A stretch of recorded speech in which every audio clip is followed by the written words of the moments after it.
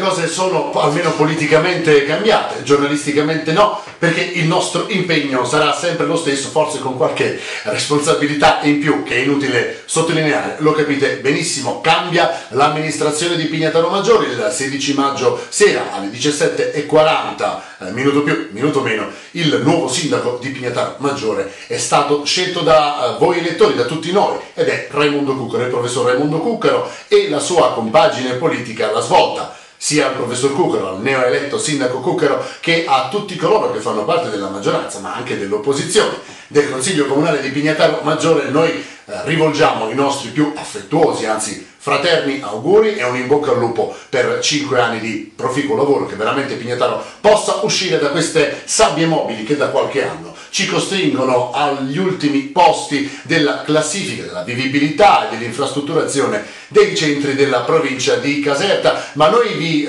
chiediamo innanzitutto scusa per la nostra prolungata assenza, circa 2 settimane di assenza dal video, perché sapete benissimo, è inutile stare qui a precisarlo, siamo stati direttamente coinvolti noi di Pignataro Nuova nella campagna elettorale, abbiamo dato una mano sostanziale proprio al gruppo politico La Svolta. La redazione di Pignataro Nuova ha deciso di sostenere appieno, muscolarmente, proprio il progetto politico del professor Cuccaro e degli uomini del professor Cuccaro. Non ce ne vergogniamo, sarebbe stato molto più ipocrita dire siamo un organo equidistante, poi magari avremmo fatto sotto banco campagna elettorale per qualcuno. Invece lo abbiamo fatto apertamente, pare che abbiamo portato bene, perché il professor Cuccaro è il nuovo sindaco di Pignataro Maggiore, e proprio del sindaco Cuccaro vogliamo parlare, perché il primo provvedimento, quello che secondo noi rappresenta veramente la chiave di volta per questo New Deal, per questo nuovo corso politico,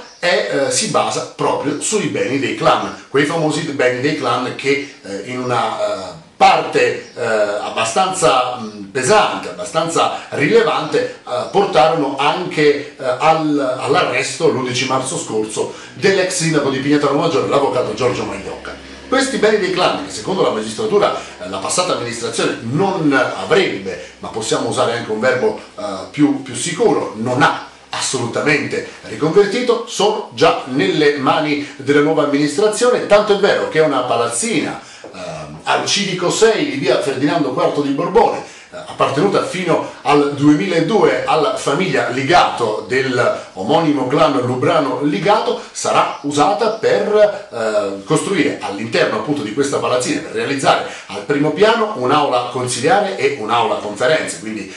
per tutti coloro che vorranno tenere delle conferenze a Pignataro potranno farlo proprio all'interno di questo bene confiscato. Al primo piano di questa palazzina, che ha addirittura un ascensore, ci sarà il nuovo comando dei vigili urbani di Pignataro. Ringraziamo per questo non solo il sindaco Cuccaro, che quindi ha mantenuto la prima promessa, ma anche il capitano Parente, il dottor Alberto Parente, capitano comandante dei Caschi Bianchi di Pignataro Maggiore. Quindi il primo gesto non è soltanto simbolico, ma è soprattutto strutturale. Quei beni dei clan che avevano rappresentato la fine, veramente il tallone di Achille della passata amministrazione, tanto da